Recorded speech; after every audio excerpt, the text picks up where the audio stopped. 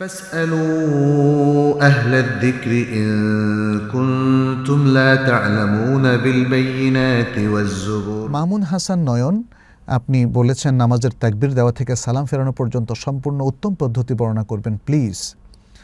সালাত তো আসলে আমাদের মিম্মা তাআম্মু বিহিল বালওয়া, যেটা অ্যাভেইলেবল একটা অ্যাক্ট অফ ইসলামের অত্যন্ত গুরুত্বপূর্ণ একটা রোকন, একটা আমল।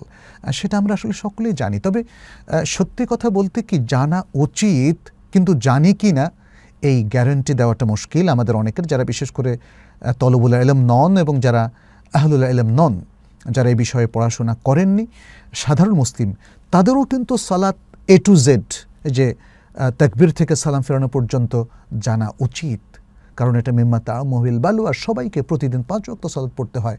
অতএব এটা জানাটা অপরিহার্য। এটা আদায় করাটা যেমন অপরিহার্য, আর জানা ছাড়া তো আদায় করা যাবে না, ফলে এটা জানাটা অপরিহার্য। ফরিদাতুম মিন ফারাইদিল্লাহ। আমরা অনেককে প্রশ্ন করে দেখেছি যে আসলে জানার পরিধিটা অনেকের খুবই স্বল্প, সেই জন্য হয়তো ভাই মামুন হাসান নয়ন আমাদেরকে এই প্রশ্নটা পাঠিয়েছেন। আমরা চেষ্টা করব খুবই সংক্ষেপে, দলিল খুব বেশি উল্লেখ করব না, শুধু আমলগুলো উল্লেখ করে আমরা এই প্রশ্নের উত্তর দেওয়ার চেষ্টা করব।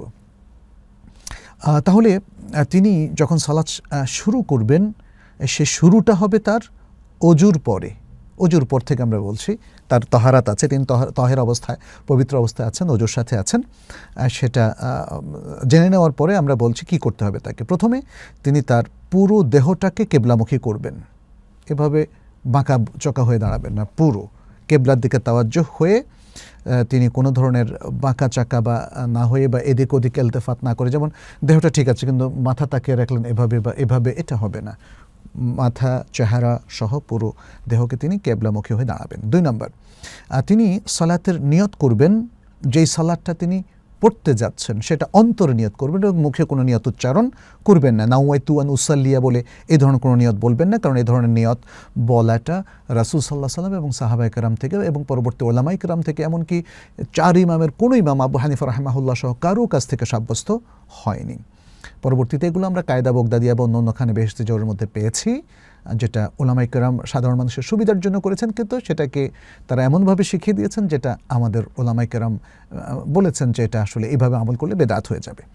3 নম্বর যে কাজটি তাকে করতে হবে সেটি হলো তিনি নিয়তের সাথে সাথে আল্লাহু আকবার বলে তিনি সালাত শুরু করবেন এবং আল্লাহু আকবার বলার সময় তিনি তার 2 হাত কাঁধ বরাবর বা কান বরাবর উঠাবেন। 4 নম্বর হচ্ছে তিনি আল্লাহু আকবার বলে 2 হাত তুলে আল্লাহু আকবার বলে তিনি হাত বাঁধবেন। এই হাত বাঁধাটা তার দুরকম হতে পারে। 1, তার এই ডান হাতটা বাম হাতের উপর থাকবে, এই যে কাফের উপর থাকবে, অথবা যিরাএর উপর থাকবে। কাফ বলতে এইটা, আর যিরাএর উপর বলতে এই জায়গাটা। হ্যাঁ, তো এগুলো সহিহ হাদিস দ্বারা সাব্যস্ত। আচ্ছা, এরপরে তিনি কোথায় রাখবেন? এরপরে তিনি বুকের উপর রাখবেন, এইভাবে বুকের উপর রাখবেন। এখন এই বুকের উপরটা নিয়ে অনেকে অনেক ধরনের হয়তো বক্তব্য দিয়েছেন। কেউ বলছেন বুকের উপর বলতে এভাবে, কেউ এইভাবে, কেউ আসলে যিরাএর উপর রাখলে ঠিক যে অবস্থায় হয় এটাই বুকের উপরে, কারণ বাতনের উপরের অংশটা থেকেই শুরু হয় সদর, এখান থেকে আরম্ভ করে এই পর্যন্ত পুরোটাই হলো সদর। অতএব তিনি যে কোনো জায়গায় রাখতে কোনো অসুবিধা নেই। এখন আমাদের মধ্যে সমস্যা হচ্ছে অনেক সময় যে আমরা হয়তো ভাবি যে আমি যেভাবে রাখি তার বাইরে অন্য কেউ যেটা রাখুক সেটা দেখতে কেমন যেন লাগে, তাই না? মা'লুফ লাগে না আর কি। কিন্তু তারপরেও আমরা বলবো, যেহেতু বুখারীর হাদিসে যিরায়ের কথা বলা হচ্ছে, হাতটা যিরায়ের উপর রাখবেন, তাহলে অটোমেটিক এই সিচুয়েশনে চলে আসে। 5 নম্বর যেটা, এরপরে তিনি দুআউল ইস্তিফতাহ, আমাদের দেশে যেটাকে থানা বলা হয়, দুআউল ইস্তিফতাহ তিনি পড়বেন। দুআউল ইস্তিফতাহ যে কোনো 2টো তিনি পড়তে পারেন। এর মধ্যে একটি হচ্ছে আল্লাহুম্মা বাঈদ বাইনি ওয়া বাইনা খাতায়ায়া কামা বা'আদতা বাইনাল মাশরিক ওয়াল মাগরিব, আল্লাহুম্মা নাক্কিনি মিন খাতায়ায়া কামা নাক্কাইতা الثوب الأبيض من الدنس اللهم اغسلني من خطاياي بالثلج والماء والبرد।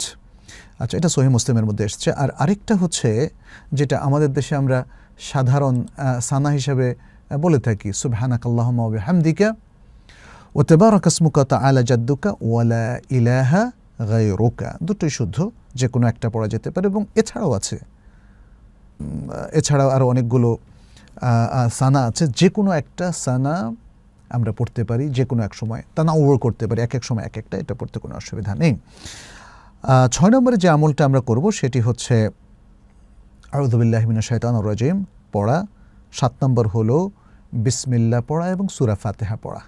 বিসমিল্লাহ পড়া এবং সূরা ফাতিহা পড়া। সূরা ফাতিহা শেষে বলবে আমিন।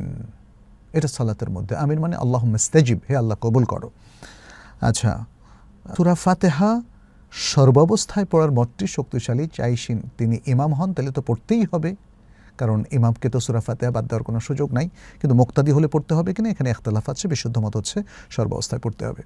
8 নম্বর হলো তারপরে তিনি, আমরা ধরেই নিচ্ছি 2 রাকাত, এই সালাত 2 রাকাত, যেমন ফজরের 2 রাকাত, আমরা সেটাকে আগে বর্ণনা করি, পরে 4 রাকাত কীভাবে পড়বে সেটা পরে বলবো।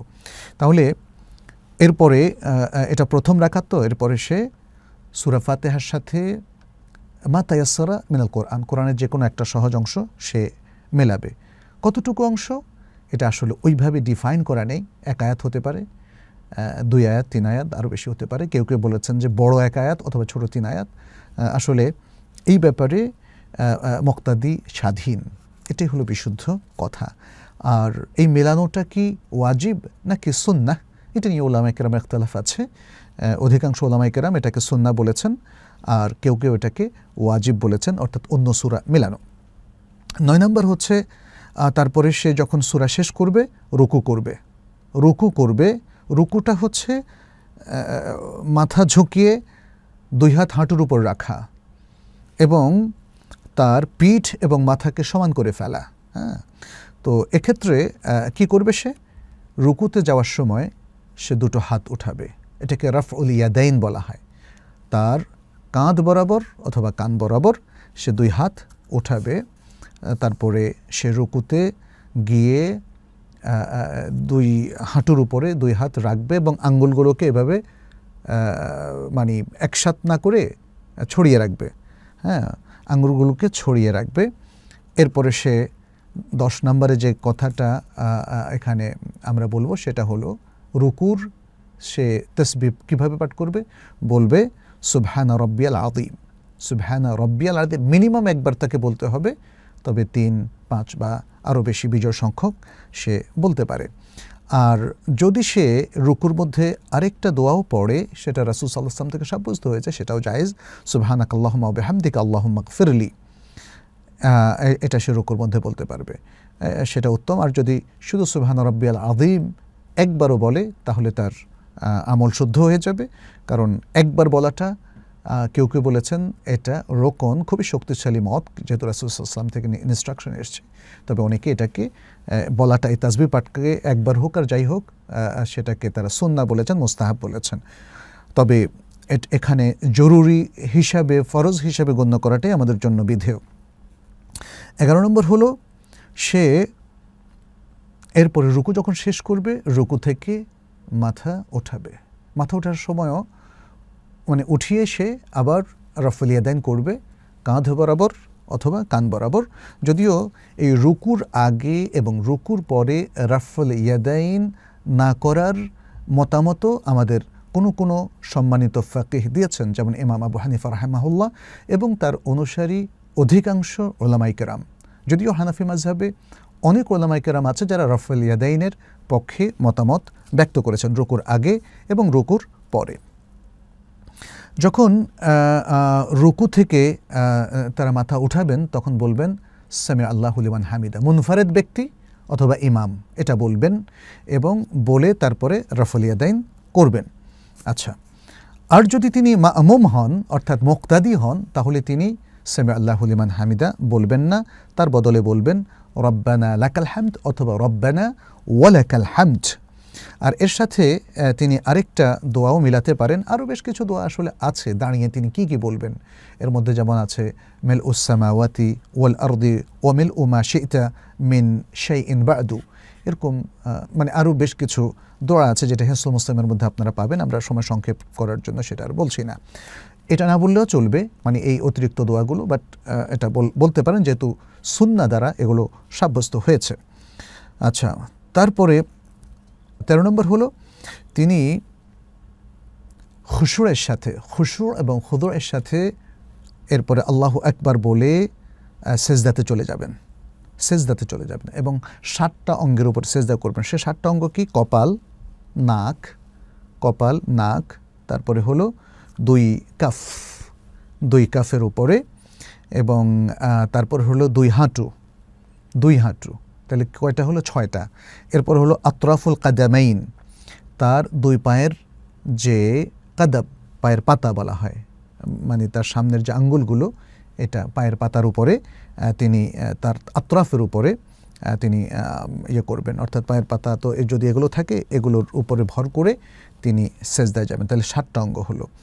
এবং এক্ষেত্রে তাকে মনে রাখতে হবে তার 2 পাশের যে পাঁজর, এটাকে যেন তিনি একদম এভাবে না করে বরং একটু ফাঁক রাখেন, এবং তিনি যেন তার এই 2 যে দেরা, এখান থেকে এই পর্যন্ত এটা হলো দেরা, এটাকে জমিনের উপর যেন বিছায়া না দেন, বরং এটাকে যেন উত্তোলিত করে রাখেন। এবং তিনি তার আঙ্গুলগুলোকে, তার হাতের আঙ্গুল এবং পায়ের আঙ্গুল সবগুলোকে তিনি কেবলামুখী করে রাখবেন। 14 নম্বর হলো সেজদার মধ্যে তিনি কি বলবেন? সেজদার মধ্যে তিনি বলবেন সুবহান রাব্বিয়াল আ'লা, সুবহান রাব্বিয়াল আ'লা। রুকুর মধ্যে বলতেন কি? সুবহান রাব্বিয়াল আযীম। আচ্ছা, আর যদি এখানে তিনি চান তাহলে সুবহানাকাল্লাহুম্মা রাব্বানা, সুবহানাকাল্লাহুম্মা রাব্বানা ওয়া বিহামদিক আল্লাহুম্মা গফিরলি, সেই রুকুর মতো এখানেও এটা তিনি বাড়াতে পারেন, আরও কিছু বাড়াতে পারেন, যেটা রাসূল সাল্লাল্লাহু আলাইহি ওয়াসাল্লাম থেকে বিভিন্ন সহিহ হাদিসে সাব্যস্ত হয়েছে। 15 নম্বরে তিনি সেজদা থেকে মাথা উঠাবেন আল্লাহু আকবার বলে, এবং 16 নম্বরে তিনি 2 সেজদার মাঝখানে বসবেন। এই বসার ক্ষেত্রে উলামায়ে কেরাম কেউ বলেছেন যে সে প্রথম তাশাহুদে ঠিক যেভাবে বসবে এবং যেভাবে হাতের আঙ্গুলগুলোকে গোল করবে, হ্যাঁ, এভাবে গোল করে এবং শাহাদাত আঙ্গুল দ্বারা ইশারা করবে ইত্যাদি, তারা সেটা বলেছেন। আর কেউ বলেছেন যে না, সে স্বাভাবিকভাবে হাত রাখবে। দুরকম মতই আমরা এখানে পাচ্ছি। আর তারপরে সে একটা দোয়া পড়বে 17 নম্বরে, সে দোয়াটাকে আমরা বলতে পারি, সেটা হলো রব্বিগফিরলি ওয়ারহামনি ওয়াহদিনি ওয়ারজুকনি ওয়াজবুরনি ওয়াআফিনি। এটা পূর্ণাঙ্গ দোয়া। আর যদি কেউ শুধু রব্বিগফিরলি বলে তাহলেও যথেষ্ট হয়ে যাবে। কারো মতে এই 2 সেজদার মাঝখানে এটা বলাটা ফরজ। তারপরে 18 নম্বর হচ্ছে তিনি দ্বিতীয় সেজদায় চলে যাবেন খুশু খুদুরের সাথে, তাড়াহুড়ো করে না, খুশু খুদুরের সাথে প্রথম সেজদার মতোই তিনি সেজদা করবেন। সেখানে যা তিনি বলেছেন এই সেজদাও তাই বলবেন, এবং সেজদা করার সময়ও, দ্বিতীয় সেজদা যাওয়ার সময় আল্লাহু আকবার বলবেন, দ্বিতীয় সেজদা থেকে উঠেও তিনি আল্লাহু আকবার বলবেন। দ্বিতীয় সেজদায় থেকে যখন তিনি উঠবেন, সেখানে তিনি ইচ্ছে করলে এবং প্রয়োজন বোধ করলে জলসাতুল ইস্তিরাহা করতে পারেন। দুটো জিনিস আমরা বলেছি, ইচ্ছে করলে অথবা প্রয়োজন বোধ করলে জলসাতুল ইস্তিরাহা করতে পারেন। আর যদি জলসাতুল ইস্তিরাহা না করেন তাহলেও কোনো অসুবিধা নেই। এটা এমন কোনো স্থায়ী আমল নয় যে রাসূল সাল্লাল্লাহু আলাইহি ওয়াসাল্লাম সারা জীবনভর করেছেন, বরং এটি রাসূল সাল্লাল্লাহু আলাইহি ওয়াসাল্লামের জীবনের শেষ ভাগের আমল ছিল, যেটি মালিক ইবনুল হুয়াইরিথ রাদিয়াল্লাহু তাআলা আনহুর হাদিস থেকে আমরা জানতে পারি, যিনি একদম রাসূল সাল্লাল্লাহু আলাইহি ওয়াসাল্লামের জীবনের শেষ দিকে এসে ইসলাম গ্রহণ করেছেন। তাতে উলামায়ে কেরাম বলেছেন তিনি যখন কিছুটা পরিণত বৃদ্ধ বয়সে পৌঁছে গেছেন তখন তার বসতে হতো, কারণ আগের রেওয়ায়ত থেকে তার বসার বিষয়টা জানা যায় না। তার মানে তিনি যখন তরুণ বয়সে ছিলেন অথবা পৌঢ় বয়সে ছিলেন তখন তিনি এই আমলটি করেননি, তিনি তার বৃদ্ধ বয়সে এই আমলটি করেছেন। ফলে আমাদের মাশায়েখদের মধ্যে অনেকেই বলেছেন যে এই জলসাতুল ইস্তিরাহা প্রথম রাকাতে এবং তৃতীয় রাকাতে, যেটা বসে তারপর দাঁড়ানো, এটা সুন্নাতুন ইনদাল হাজা, সুন্নাতুন ইনদাল হাজা, অর্থাৎ যাদের প্রয়োজন তাদের জন্য বসাটা সুন্নাহ, অন্যদের জন্য বসাটা সুন্নাহ নয়। তবে যদি কেউ বসতে চান বসাটা জায়েজ আছে। আচ্ছা, তারপরে তিনি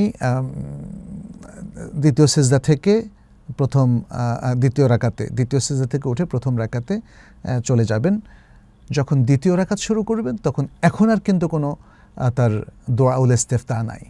ওই যে সুবহানাকাল্লাহুম্মা ওয়া বিহামদিকা ওয়া তাবারাকা ইসমুকা ওয়া তাআলা জাদ্দুকা ওয়া লা ইলাহা গায়রুক, এটাও বলতে হবে না, কোনো দোয়াউল ইস্তিফতা বলতে হবে না। বরং তিনি দ্বিতীয় রাকাতে এসে ওই সূরা ফাতিহাটা পড়বেন, সূরা ফাতিহার আগে বিসমিল্লাহ পড়বেন, তারপরে যদি অন্য কোনো সূরা মেলান তাহলে তার আগেও বিসমিল্লাহ পড়বেন, আর যদি কোনো অংশ মেলান তাহলে আর বিসমিল্লাহ পড়তে হবে না।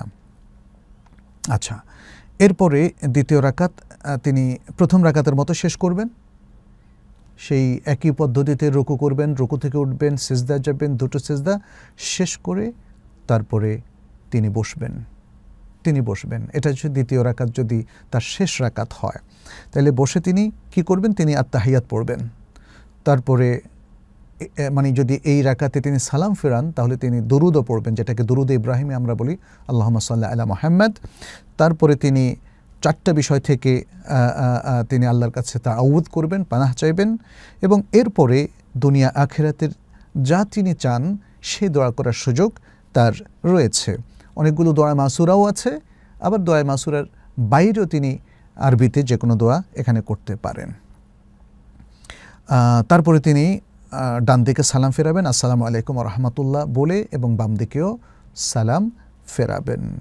যদি সালাতটা 3 রাকাত এবং 4 রাকাত বিশিষ্ট হয়ে থাকে তাহলে তিনি প্রথম তাশাহুদের সময় তাশাহুদ পড়ে তারপর উঠে যাবেন। তাশাহুদের পরে তিনি দুরুদ পড়বেন না, যদিও কিছু কিছু হাদিসে পাওয়া যায় রাসূল সাল্লাল্লাহু আলাইহি ওয়াসাল্লাম কখনো কখনো প্রথম তাশাহুদেও তাশাহুদের পরে দুরুদ পড়েছেন। তবে অনেক উলামায়ে কেরাম বলেন যে এটা পড়া যাবে না, এবং অনেকে বলেন যে না পড়াটাই হচ্ছে উত্তম।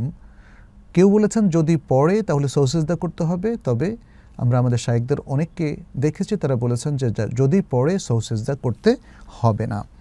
আচ্ছা, তারপর তিনি উঠে যাওয়ার পরে তৃতীয় রাকাত পড়বেন, যদি মাগরিবের নামাজ হয় তৃতীয় রাকাতের পরে তিনি আবার বসে যাবেন। তৃতীয় রাকাতে তিনি সূরা ফাতিহার পরে অন্য কোনো সূরা মেলাবেন না।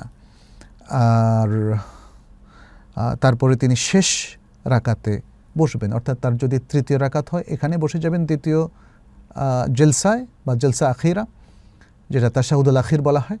আর যদি তিনি চতুর্থ রাকাতও পড়েন তাহলে একই পদ্ধতিতে তৃতীয় রাকাতের মতো একই পদ্ধতিতে পড়বেন, শুধু তৃতীয় রাকাতের পরে তিনি চাইলে জলসাতুল ইস্তিরাহা করতে পারেন, আবার না করেও তিনি দাঁড়িয়ে যেতে পারেন, কোনো অসুবিধা নেই। এখন তিনি এই শেষ রাকাতে এসে যখন দুটো সিজদা শেষ করে বসবেন, এটা হলো তাল আল জলসাল আখিরা। যদি 4 রাকাতওয়ালা বা 3 রাকাতওয়ালা নামাজ হয় তাহলে প্রথম জলসায় প্রথম তাশাহুদে তিনি পাটা দাঁড় করিয়ে রাখবেন এবং বাম পায়ের উপরে তিনি বসবেন। আর যদি শেষ জলসা হয় তাহলে তিনি সেখানে তাওয়াররুক করবেন। তাওয়াররুক হচ্ছে ডান পা দাঁড় করিয়ে রেখে বাম পাটা তার ভেতর দিয়ে বের করে দেওয়া, এবং তিনি তখন মাটির উপরে বসবেন। তিনি তখন বসাটা হবে তার পায়ের উপরে না, মাটির উপরে। এটা হলো তাওয়াররুক। এই তাওয়াররুকটা শেষ জালসায় উত্তম, এটা অনেক মুহাক্কিক উলামায়ে কেরামের অভিমত। কেউ কেউ বলেছেন তাওয়াররুকটা ওই জলসায় হবে যে জলসায় সালাম ফেরাবে, সেই হিসাবে 2 রাকাত বিশিষ্ট নামাজত কেউ কেউ তাওয়াররুকের কথা বলেছেন। তবে আমাদের স্টাডির পরে, দেরাসার পরে, এবং আমাদের অনেক শায়েখদের ইলমি আলোচনার পরে আমাদের কাছে যেটা প্রতীয়মান হয়েছে, স্পষ্ট হয়েছে, সেটা হচ্ছে 2 রাকাতওয়ালা সালাতে তাওয়াররুক হবে না, এবং 4 রাকাতওয়ালা সালাতের দ্বিতীয় রাকাতের পরেও তাওয়াররুক হবে না। তাওয়াররুক হবে চতুর্থ রাকাতের শেষ জলসায়। তো এভাবেই মোটামুটি সালাতটা তারা শেষ করবে। মানে আগে যেরকম বলেছি, প্রথমে ডান দিকে সালাম ফেরাবে, তারপরে বাম দিকে সালাম ফেরাবে, আসসালামু আলাইকুম ওয়া রাহমাতুল্লাহ বলে। তো এই হচ্ছে মোটামুটিভাবে রাসূল সাল্লাল্লাহু আলাইহি সাল্লামের আসলে ঠিক যেভাবে রেকমেন্ডেশনটা এসছে সেই হিসাবে সালাত আদায় করা। আমরা আপনাদের অনুরোধে পুরো বিষয়টাকে একটু বেশি সময় নিয়ে বর্ণনা করলাম।